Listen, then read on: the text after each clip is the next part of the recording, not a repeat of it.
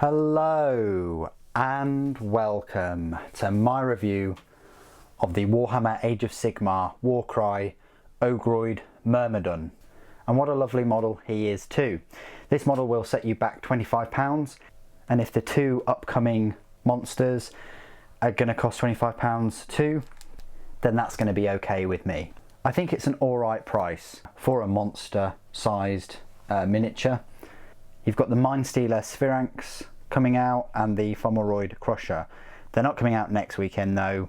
It might be the weekend after, or even weekend after that. I mean, we're running into like a 3-week dry spell of Sisters of Battle right now. But that's okay with me, because I've got lots of Sisters still to build and paint. It seems you guys like it almost as much as the Spy Tyrants, I guess. So whether it's because you like the Age of Sigmar models that I'm now reviewing, or whether you like specifically the Warcry models, please do put it in the comments below, whether you're here for Age of Sigmar or you're here for Warcry. I'm not really into Warcry at all. To be fair, if I'm honest, I'm not really into Age of Sigmar. I bought the Slaves to Darkness box set, and I've had a, well, Chaos Warrior army for many years, probably 15 years or so, but still I haven't really got into it. But the Slaves to Darkness, those new models on the, the Lord on the Carcadrak that I've done a review on, something about them really appealed to me, and something about Age of Sigmar is slowly appealing to me, which is good news, especially as we're coming back to the old sort of Warhammer fantasy that Games Workshop will be bringing back. Lumineth Realm Lords look amazing. Put it in the comments below if you think I should start that army, and any other army you wish to see on the channel. Yes, of course, there's the Ossiarch Bone Reapers, which I'd love to start too.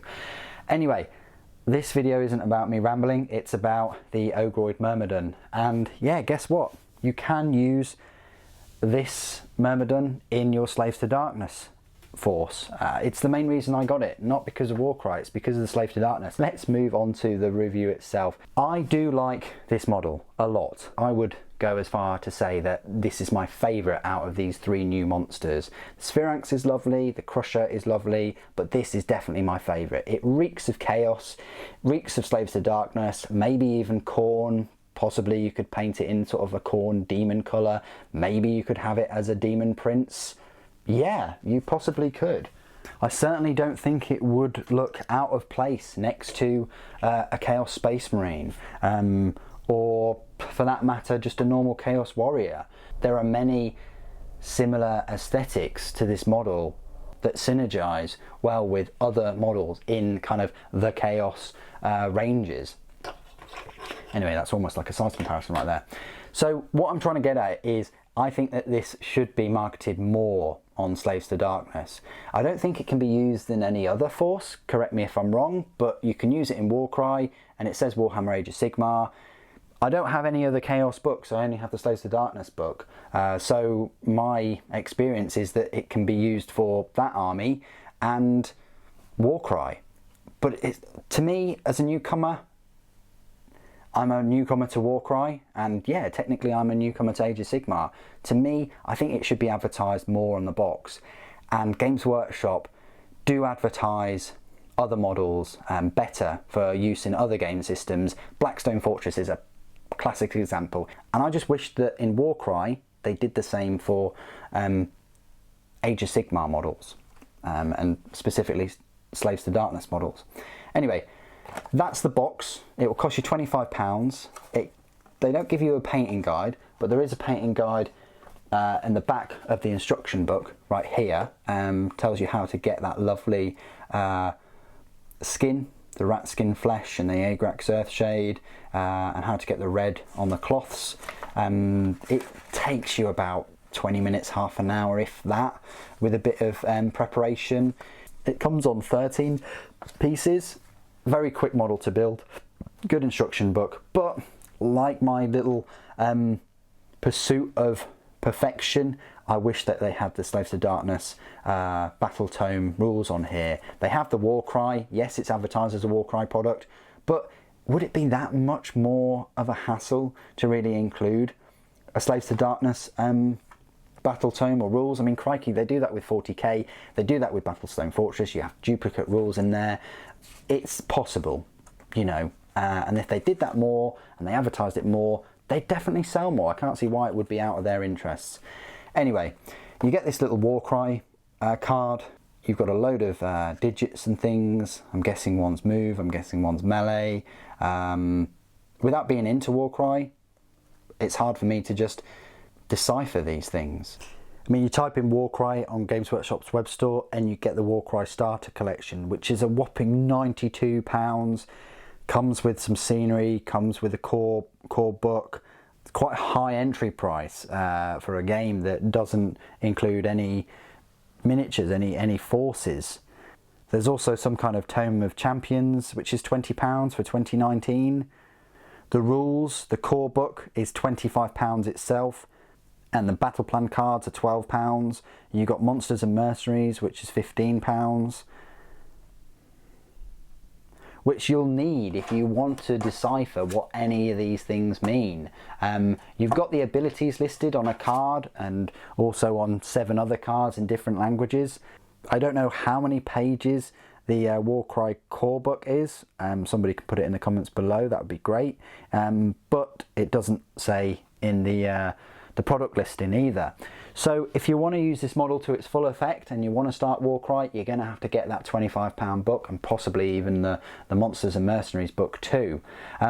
But I do like that it has some of the rules and abilities in the set similar to what you get in 40k sets like Sisters of Battle, where you get the data sheet, but you might not get explanations of the Shield of Faith rule and things. You're still going to have to buy that £25 codex. Anyway, apart from those little icons on the card, you've also got the abilities. He's equipped with double Berserk. A fighter can only use this ability if 20 or more damage points have been allocated to them. Add half the value of this ability, rounding up, to the attack characteristics of the next attack action made by this fighter. This activation has a range characteristic of 3 or less.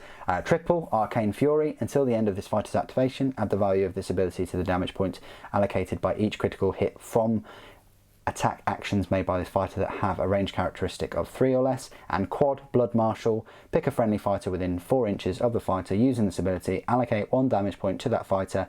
If the fighter picked is not taken down, that fighter can make a bonus attack action that has a range characteristic of 3 or less. So you've got a fair few abilities there, and that's pretty much what you get. Let's have a look at the model himself. He looks absolutely stunning. If I can get the right lighting on here. Yeah, brilliant model. There are a few gaps in places which you'll need to glue and then just you know, brush over. He looks like he's standing on an iron golem. That little head thing there. I love his hair. Love the horns. He's got 6 horns there.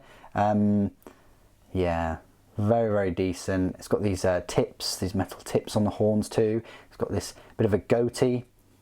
Speaking of which, he's got these lovely kind of hooves, this whippy tail, like a rat-like tail. This shield, which I think could be a bit bigger, probably a brawler kind of shield, but it's all right. It's got a couple of human skulls on there with chaos symbols, and he's got some chaos symbols burnt into his flesh as well. He's got this awesome looking spear, very, very big spear, long, huge muscular beast with plenty of symbols and teeth on the cloth and his belt, with a grimacing face.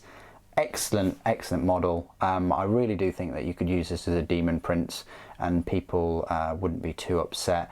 Maybe you could put some wings on. There's ample room there to affix some wings, but it's just getting the wings to blend into the model. That would be the trickiest point if you wanted to have a demon prince just flying about. But yeah, if you just had him as like a corn demon prince or something, that'd be, you know, pretty awesome. I wouldn't have any issues if you had a chaos army and you had him in there.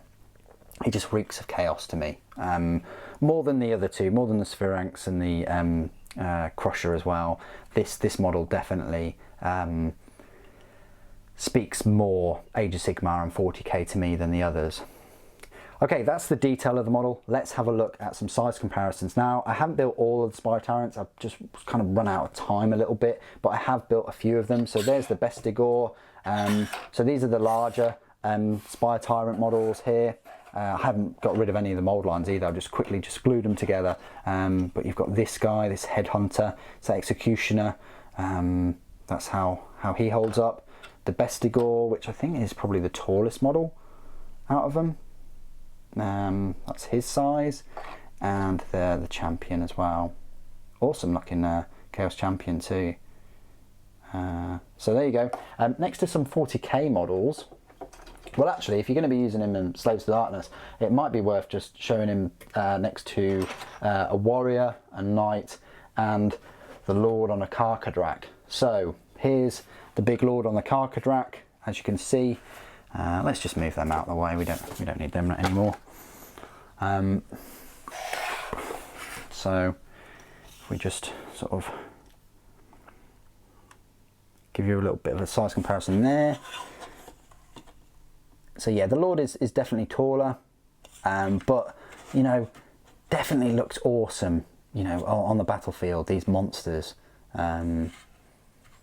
Brilliant sculpts. Loving these new Chaos models and the 40k Chaos models. Well, not so much the Terminators, but there you go. Yeah, fantastic to have these, you know, in one place. Next to a knight.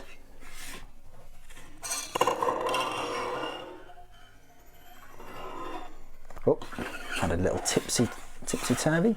So yeah, size-wise, knight is a little bit taller. But yeah, fantastic. Amazing. Absolutely amazing. Brilliant. And then next to a warrior. As you can see, completely dwarfs a warrior. Yeah, lovely. Probably chopping something near him, clipping his toes. And then next to some 40k models. So I already showed you a Chaos Lord Malleus. Still works well with him. But next to some Imperial models that mostly everybody has or knows the size of.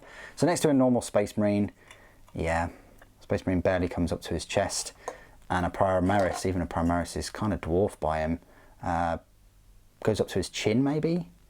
So yeah, a lot of bulk there, a lot of presence. You can have him as a leader, an HQ choice. Really work well with your force. Speaking of which, you've come to my review section of the video. And I'll be taking the rules for him from the brand new Chaos Battle Tome, the Slaves to Darkness book. My first ever Age of Sigmar Battle Tome actually, and I absolutely love it. I really am motivated to get more of the models in here. They're just stunning. Anyway, you'll find the Ogroid Myrmidon in the leader section. Just near the Exalted Hero of Chaos. Unit sizes of 1 and a points cost of 140. I think that's alright actually, 140 points for a leader. His characteristics, he's got 8 wounds, movement of 6 inches, save of 4+, and bravery 8. He has a missile weapon, which is a range of 18 inches, 1 attack, 3+ to hit, and a 3+ to wound. Rend is -1 and a damage of D3. That's awesome, that spear. Melee weapons, he's got the Gladiator Spear, which is a range 2 inch, 6 attacks, 3+ to hit, 3+ to wound, and a rend of -1 and a damage of 1, and also Great Horns, which are range 1 inch, attacks 1, 3+ to hit, 3+ to wound, -2 to rend, and damage of 3. So it attacks with those Great Horns. Amazing. It's a single model armed with the Gladiator Spear and Great Horns. Abilities, Arcane Fury. If the unmodified hit roll for an attack made with a melee weapon by this model is 6, that attack scores 2 hits on the target instead of 1. Make a wound and save roll for each hit. Fantastic. So if he's using that spear with the 6 attacks, and you get his 6s, then you're getting the 2 hits instead of 1. Berserk Rage. You can reroll hit and wound rolls for attacks made with melee weapons by this model if any wounds or mortal wounds were allocated to this model earlier in the same phase. So if he gets any wounds or mortal wounds on him, You can then reroll his hit and wound rolls. Fantastic. Command abilities. Pit Marshal. You can use this command ability in the combat phase. If you do so, pick one friendly cultist's unit wholly within 12 inches of a friendly model with this command ability. Do not take battle shock tests for that unit until the start of your next hero phase. So that's quite good. So you don't take any battle shock tests. You know, the cultists do have to be within 12 inches. It's pretty good because you can use your spy tyrants, you can use your untamed beasts and so on, and all those other Warcry cultists as well. Keywords: Chaos, Mortal, Slaves to Darkness, Hero, Eye of the Gods, and Ogroid Myrmidon. So there you go, very decent. He moves at a decent speed, he's got a good save, he's got a decent number of wounds, bravery is quite high, and he's just a monster in combat. You know, the fact that if he gets sixes, he gets more hits, the fact that he's also got that Berserk Rage, and he's got a nice little command ability too. He's just very decent. Awesome looking model, decent in combat. Where's my Warhammer 40k rules for him? No, seriously, I'd put him in the Chaos Army as some kind of Demon Prince or so. I'm not going to give the rules for him because they don't really advertise that you can use him in 40k whatsoever, but it would be nice as some kind of Demon Prince. That would be brilliant use of this model. And that's the goal, to be able to use all of your models in as many game systems as possible. I read a lot of comments now and again whenever Horus Heresy models come out. People's passion bubbles to the surface and they request rules for 40k, and that's what it's about at the end of the day. Being able to use your lovely miniatures in as many fun ways as possible. I hope you've enjoyed this video and it has addressed some of the issues in the previous unboxings and explanations of why I say the things I do. Thank you ever so much for joining me today. Thank you for watching. Death to the False Emperor.